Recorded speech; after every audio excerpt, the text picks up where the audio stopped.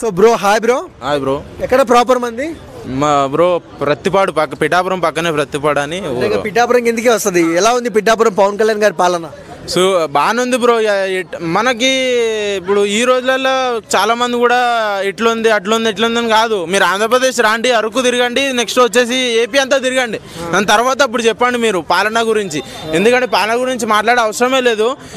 రాజకీయంలోకి సీఎంగా వచ్చుంటే కనుక మా సార్ ఏడుకోబోతుండే అన్నగారు. పాలన అయితే వేరే లెవెల్. ఇప్పుడు డిప్యూటీ సీఎం కాబట్టి ఇట్లా చేస్తున్నారు. రోడ్లు ఇన్ని లక్షల రోడ్లు, లక్షల కిలోమీటర్ రోడ్లు వేసి చేస్తున్నారు కాబట్టి ఇంకా ఆయన సీఎం గారు అయితే ఇంకా వేరే చెప్పలేం బ్రో. ఇంకా అది ఇంకా చెప్పలేం. ఇక ప్రజలు పెట్టుకున్న నమ్మకాన్ని కళ్యాణ్ గారు నిలబెట్టుకుంటున్నారా ఏంటి బ్రో? నిలబెట్టేశారు కూడా. ఇప్పుడే మనకి వన్ ఇయర్లోనే మనకి ఇంత చేశారంటే నెక్స్ట్ వచ్చే ఇంకా 4 years లోపల ఇంకెంత చేస్తారా అని ఆలోచించాలి మనం. ఆయన చేసే జనాలకి అవసరం వచ్చేదే చేస్తారు తప్ప వాళ్ళకి వేరే విధంగా అయితే చేయరు.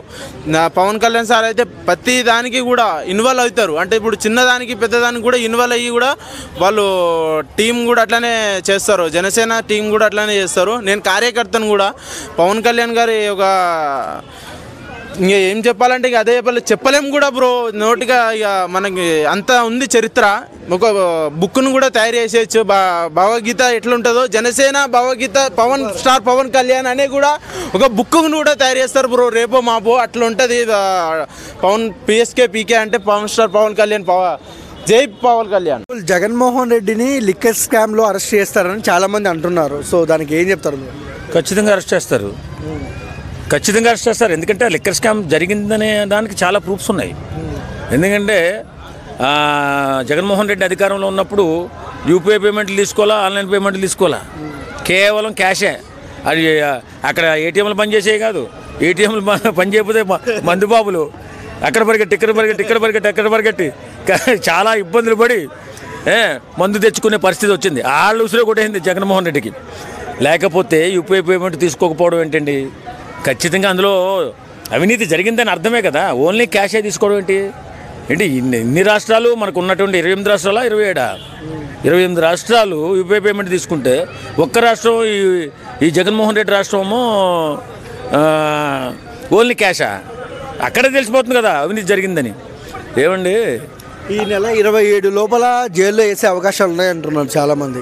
ఖచ్చితంగా వేస్తారండి. ఎందుకంటే 100 కోట్ల కుంభకోణంలో సీఎంగా ఉన్న కేజ్రీవాల్ గారిని అరెస్ట్ చేశారా?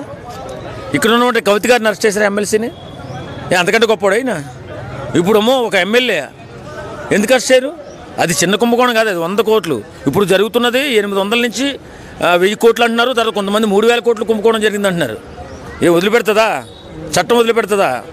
ఖచ్చితంగా జగన్మోహన్ రెడ్డే కాదు, ఇలాగ కుంభకోణాలు చేసే రాజకీయ నాయకులు ఎవడైనా కానీ, ప్రజాస్వామ్యం దోస్తున్నటువంటి ఈ దుర్మార్గులు ఎవడైనా కానీ ఖచ్చితంగా అరెస్ట్ అవ్వాలా, జైలుకి వెళ్ళాలా, శిక్ష అనుభవించాలా.